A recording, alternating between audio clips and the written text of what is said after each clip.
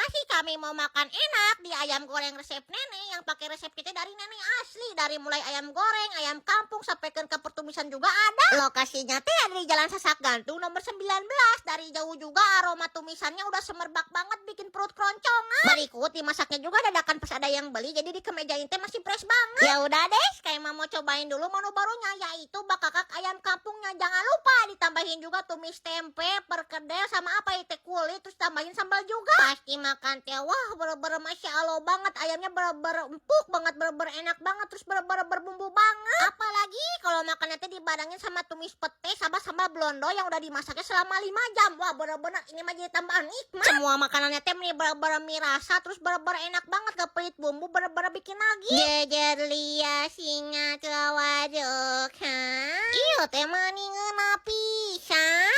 Jangan kelewatan si sayur asamnya juga, apalagi pas diseruput kayak gini. Wah bener-bener enak banget, asamnya juga pas. Bakakak ayam pejantannya juga bener-bener gede banget, apalagi kalau disambelin kayak gini. Wah bener-bener enak banget, terus bener-bener juicy banget. Tuh lihat dagingnya juga. Sok atuh segera didatengin dan dicobain. Nama tepatnya teh ayam goreng resep nenek yang lokasinya teh di Jalan Sasak Gantung nomor 19 Kota Bandung.